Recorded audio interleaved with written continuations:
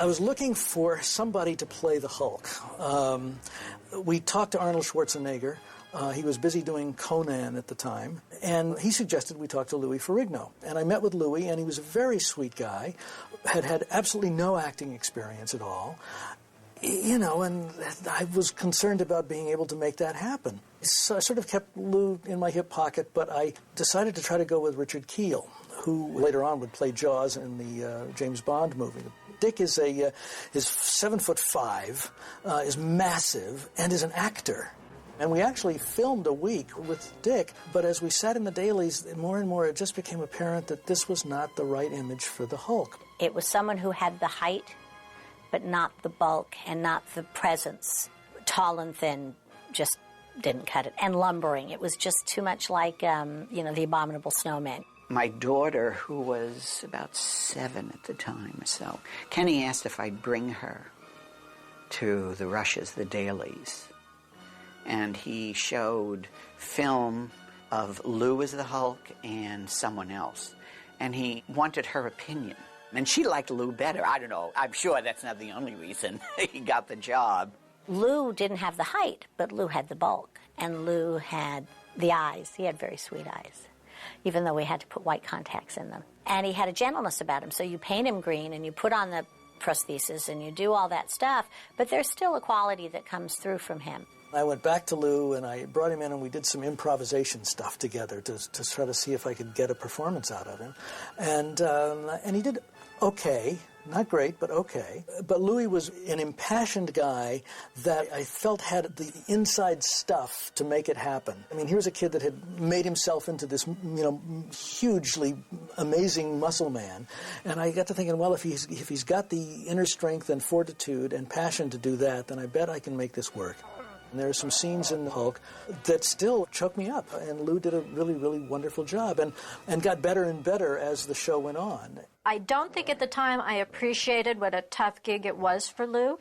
That must have been really hard, to come out, with the ripped jeans and with the crazy wig. I wouldn't want to be painted in that green makeup every time he came. I mean, it was a chore. The contacts, I think, were difficult for both of them. And he had to wear his for much longer. Bixby could wear his for a shot and take him out. In those days, contact lenses were technologically primitive and really tough to wear, and they had the color to them. Lou, for some reason, either it didn't bother him that much or he suffered in silence. When he was walking around being Lou, people would talk to him. When he was made up as the Hulk, they wouldn't talk to him. He didn't seem human in a way. So that bothered him because he spent the entire day in makeup and felt invisible in a lot of ways, felt that, he was treated as though he couldn't understand and he couldn't communicate. And it wasn't intentional, but I don't think he was wrong. I don't think he was wrong to feel that way. I think there was a sense of, how can you communicate with him? He's green and he's huge. We went down to the desert in Brawley, but it was August in the desert. And it was a fascinating experience for all of us. It was 120 degrees. The sand temperature was 160 degrees. And because of the heat, Lou's makeup kept separating. Instead of being green, he'd be blue and yellow. It was in streaks. He was like this little rainbow of blue and yellow. And what the makeup people would have to do is just before we would shoot each take, they'd have to run in and rub him down real quick to smear the blue and the yellow back together, and that would make green just long enough for us to take the shot. Lou had expressed, at least to me, that he really wanted to try acting. Not just be an action-type actor. Deaf. I mean, he was hard of hearing, but it was beyond hard of hearing. It was a condition from childhood.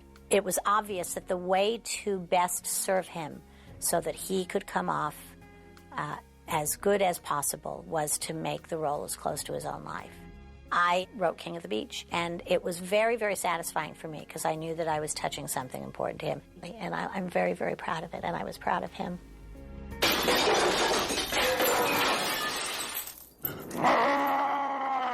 When I was doing The Bionic Woman, I did a show called The Return of Bigfoot, and I found Ted Cassidy, who was a wonderful actor, and I went to Ted and I said, would you do the voice for me of the Incredible Hulk?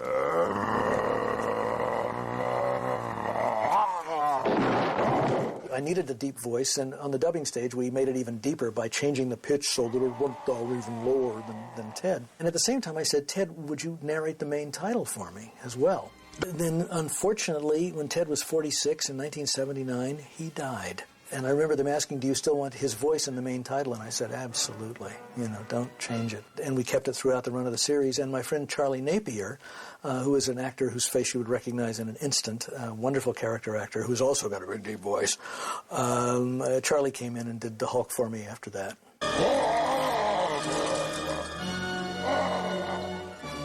I know my daughter, as a child watcher, she couldn't wait to see the Hulk out.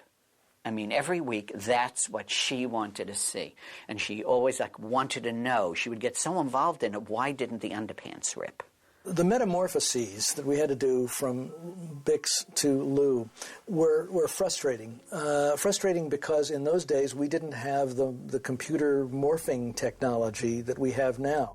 Every week, it was like, okay, how is he? We got to figure out 2 Hulk outs every week for 22 episodes. Sometimes I got a little silly trying to, come up with the Hulk outs to make them work. And also, they had to be clever, they had to be creative, they had to be story relevant. There was a list in everybody's office of possible Hulk outs, and I remember that became an obsession, is thinking of Hulk outs that would fit in stories. And sometimes you would get an idea for a Hulk out and build the characters around that. I once came up with an idea out of desperation. We'll put Bill Bixby on skis, and he's skiing down a slope, and he's going to hit a tree, and he hulks out. Well, it's before computer graphics and whatever, and it's like, I don't know how we shoot it, but it's an idea. Obviously, it was never done.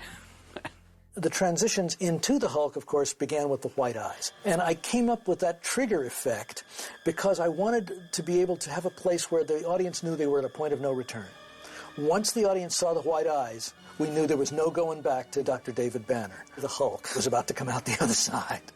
And part of the reason I did that was because it gave me the dramatic ability to see the white eyes and then to have Bixby get thrown in a closet. And we knew who was coming out of the closet, but we didn't have to see the whole transition.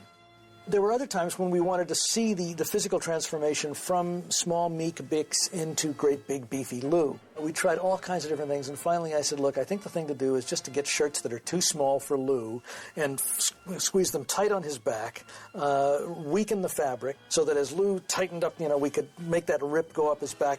And then we would look for different ways to do it. I remember throwing challenges to the associate producers and the insert crews where we'd write things like, his feet expands out of his shoes. Well, how do I do that? I'd go, I don't know, you figure it out.